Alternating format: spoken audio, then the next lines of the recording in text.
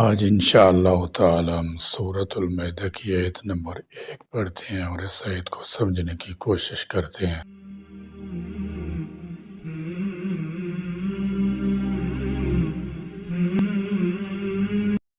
اعوذ باللہ من الشیطان الرجیم، بسم اللہ الرحمن الرحیم۔ یا ایہا الذین آمنوا اوفوا بالعقود احلت لکم بہیمۃ الانعام الا ما یتلی علیکم غیر محل الصید وانتم حرم ان اللہ یحکم ما یرید۔ یا ایہا الذین، اے لوگو جو آمنو ایمان لائے ہو، اوفو تم پورا کرو، بالعقود عہدوں کو، احلت حلال کر دیے گئے ہیں، لکم تمہارے لیے۔ عقود عقد کی جمع ہے، عقد کے معنی کسی چیز کو باندھنے کے ہیں۔ وعدہ بھی انسان کے لیے ایک اخلاقی بندش ہے، اس لیے اس کو بھی عقد کہتے ہیں۔ اس لیے یہاں جس عہد کی پابندی کا حکم دیا گیا ہے وہ شریعت کے تمام احکام کو شامل ہے، کیونکہ مومن نے اللہ تعالی جل شانہ سے پوری شریعت پر عمل کرنے کا عہد کر رکھا ہے۔ نیز انسان باہم ایک دوسرے سے جو عہد کرتا ہے، اگر وہ کسی ناجائز اور خلاف شرع بات سے متعلق نہ ہو تو وہ بھی اس میں شامل ہے اور اس کو پورا کرنا بھی واجب ہے۔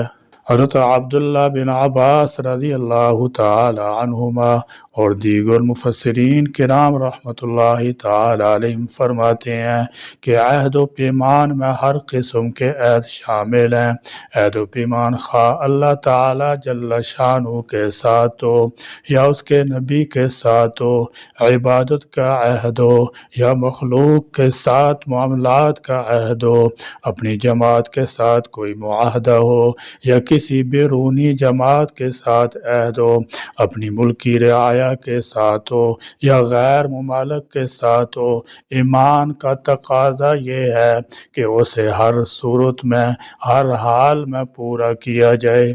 اوفو بالعقود کا یہی مطلب ہے۔ اجتماعی زندگی میں ایک دوسرے کے ساتھ مختلف معاملات میں اکثر عہد و پیمان ہوتے رہتے ہیں جن کا پورا کرنا نہایت ضروری ہے۔ قرآن میں کئی مقامات پر یہ صراحت موجود ہے کہ یہود کی بدعہدیوں اور عہد شکنیوں کے باعث ان پر کئی ایسی چیزیں حرام کر دی گئی تھیں جو پہلے ان کے لیے حلال تھیں۔ لہذا اس سورہ میں حلت و حرمت کے احکام بیان کرنے سے پیشتر بطور تمہید اپنے معاہدات کو پورا کرنے کی تاکید کی جا رہی ہے۔ واضح رہے کہ عہد کو پورا نہ کرنا نفاق کی علامت ہے۔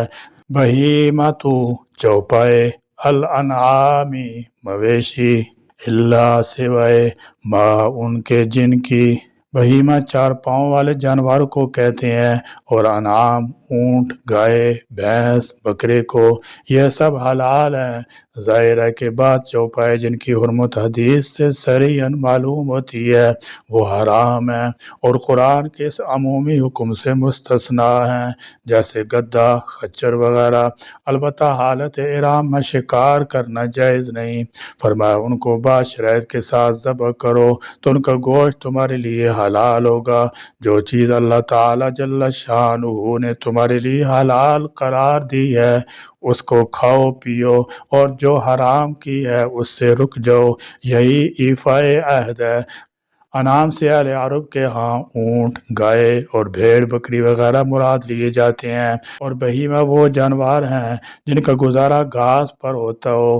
اس طرح اس قبیل میں وہ جانور بھی شامل ہو جاتے ہیں جو نباتاتی غذاؤں پر پرورش پاتے ہوں اور عرب کے علاوہ دوسرے ممالک میں پائے جاتے ہوں۔ مثلا گائے کے ساتھ نیل گائے، بھینس اور بکری کے ساتھ ہرن اور بارہ سنگا وغیرہ بھی حلال ہوں گے، اور جو جانور حیوانی غذا پر پروش پاتے ہیں، بالفاظ دیگر جو جانور گوشت خور ہیں وہ سب حرام ہیں، جنہیں عام زبان میں درندے کہا جاتا ہے۔ نیز آپ نے ہر شکاری پرندے کو حرام قرار دیا جو اپنے پنجوں سے شکار کرتا ہے۔ یتلا تلاوت کی جائے گی علیکم تم پر، غیر محلی اس حال میں کہ نہ حلال جاننے والے ہوں، الصیدی شکار کو، وانتم اور جب کہ تم حرم احرام کی حالت میں ہو۔ ان اللہ بے شک اللہ یحکم فیصلہ کرتا ہے، ما یرید جو چاہتا ہے۔ اس سورہ کا نام سورۃ المائدہ ہے۔ اس کی 120 آیات اور 16 رکوع ہیں۔ یہ مدنی سورہ ہے۔ اس کا اکثر حصہ مدینہ طیبہ میں نازل ہوا ہے، تاہم اس کی تیسری آیت کا حصہ حجۃ الوداع کے موقع پر مکہ معظمہ میں نازل ہوا۔ مائدہ کے علاوہ اس سورہ کے اور بھی کئی نام ہیں۔ اسے سورۃ العقود بھی کہا گیا ہے کیونکہ اس کی پہلی آیت میں عقد کا لفظ آیا ہے، جس کا معنی عہد و پیمان ہے اور جس کی پابندی کا حکم دیا گیا ہے، تاہم اس کا زیادہ معروف نام مائدہ ہی ہے۔ بہرحال سورہ مائدہ کی ایک وجہ تو یہ ہے کہ اللہ تبارک و تعالی نے آسمان سے دسترخوان نازل فرمایا، اور دوسری وجہ یہ ہے کہ اس سورہ میں کھانے پینے کی اشیاء سے متعلق حلت و حرمت کے احکام ہیں۔ امام شاہ ولی اللہ محدث دہلوی رحمۃ اللہ تعالی علیہ فرماتے ہیں کہ انسان کی طہارت، سماحت، عدالت اور اخبات پر پڑتا ہے۔ اگر کھانا حلال ہو تو انسان میں یہ اخلاق حسنہ پیدا ہوتی ہیں۔ اس لیے اللہ تبارک و تعالی نے مسلمانوں کو اکل حلال کا پابند کیا ہے، اور جو چیزیں اس کے اخلاق کے لیے مضر ہیں انہیں حرام قرار دے کر ان کے استعمال سے منع فرما دیا ہے۔ کیونکہ اس سورہ میں حلال و حرام جانوروں کی تفصیل بیان کی گئی ہے، لہذا یہ اس سورہ کی دوسری وجہ تسمیہ ہے۔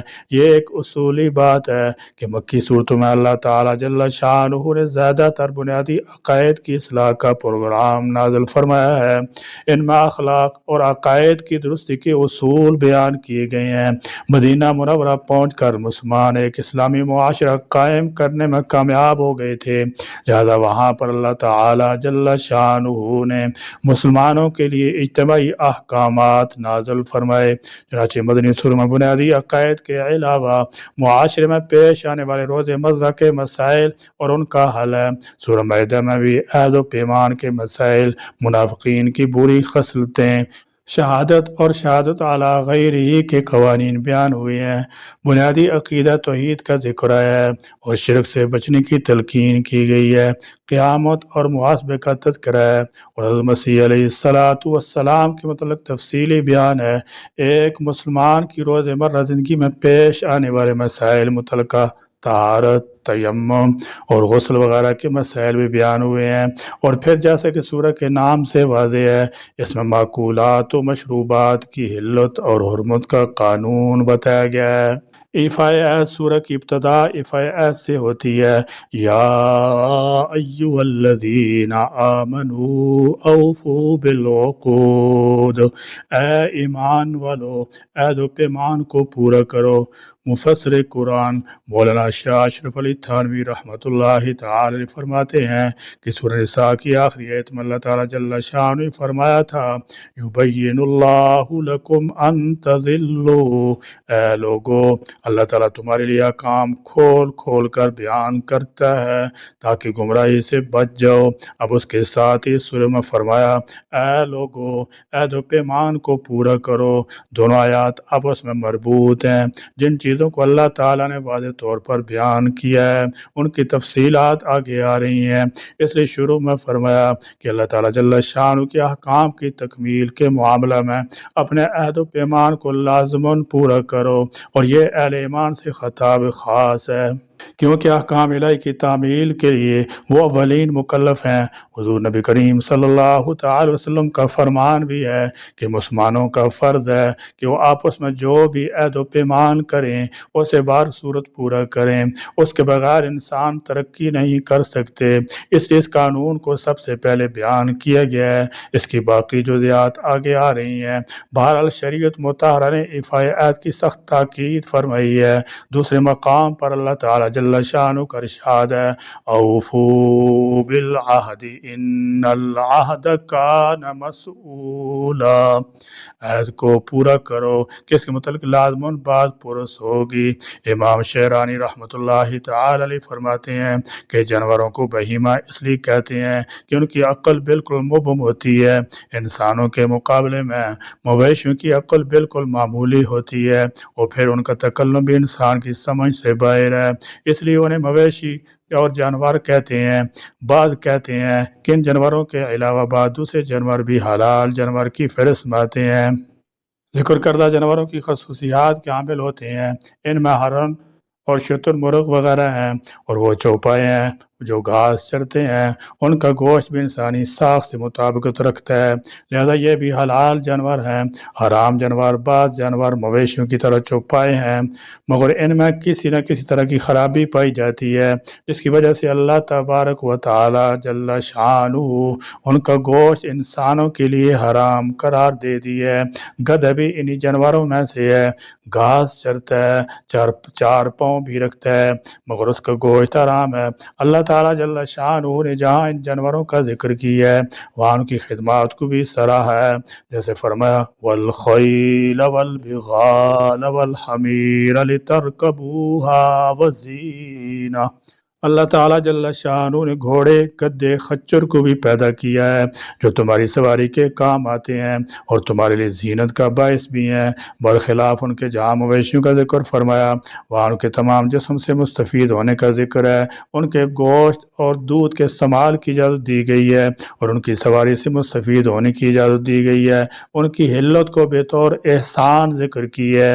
اب درندے بھی چار پاؤں رکھتے ہیں چونکہ ان میں درندگی کی صفت پائی جاتی ہے، اس لیے ان کے گوشت حرام قرار دیے گئے ہیں۔ شیر، چیتا، گیدڑ، لومڑی، لنگور، کتا وغیرہ حرام ہیں، ان کا گوشت کھانے سے روحانیت میں فساد آئے گا، جسم میں خرابی پیدا ہوگی۔ اس طرح خنزیر کا گوشت کھانے سے بے غیرتی جیسی کبھی خصلت پیدا ہوتی ہے، اس لیے اسے قطعاً حرام قرار دیا گیا ہے۔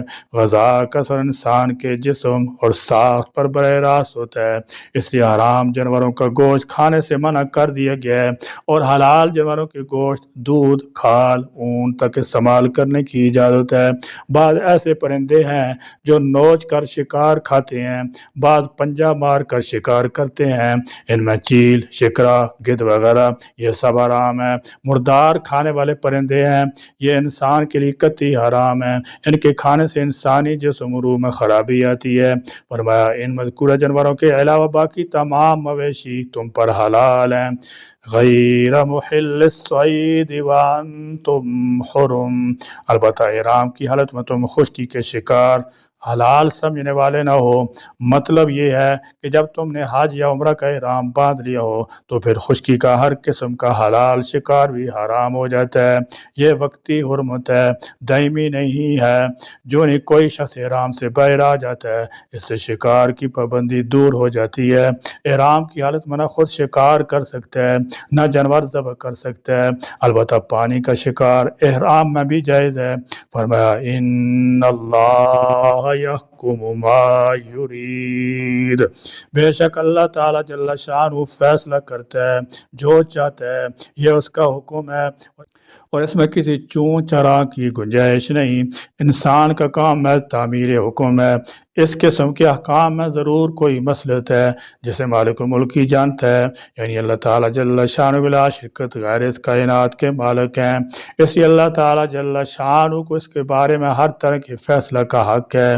وہ اللہ تعالیٰ جل شانہ کا کوئی حکم، حکمت، مصلحت سے خالی نہیں، لیکن انسان اس مصلحت کو سمجھے یا نہ سمجھے اس پر احکام خداوندی کی اطاعت واجب ہے، یعنی حلت و حرمت کے بالفاظ دیگر قانون سازی کے جملہ اختیارات اللہ ہی کو ہیں، لہذا جس چیز کو وہ چاہے حلال قرار دے اور جس کو چاہے حرام قرار دے۔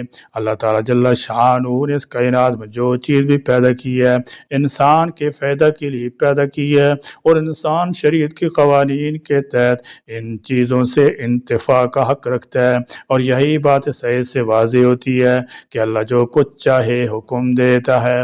یہاں پر یہ اشارہ بھی ملتا ہے کہ مومن کی یہ شان نہیں کہ وہ ہر وقت علت کی تلاش میں رہے، بلکہ اسے ہر حکم الہی کے سامنے سر تسلیم خم کر دینا چاہیے۔ انسان کے لیے مالک علی الاطلاق کے حکم کی تعمیل ضروری ہے، اسی میں اس کی ترقی اور فلاح کا راز ہے۔ یا اللہ کریم ہمیں قرآن کریم کا فہم عطا فرما، یا اللہ کریم ہمیں قرآنی احکام کی اطاعت تعمیل کی توفیق نصیب فرما، یا اللہ کریم اپنے اطاعت گزار بندوں میں شامل فرما، یا اللہ کریم ناشکری بدعہدی سے ہم کو کامل طور پر بچنا نصیب فرما، یا اللہ کریم حلال و حرام کی تمیز عطا فرما۔ آمین۔ وآخر دعوانا الحمد للہ رب العالمین۔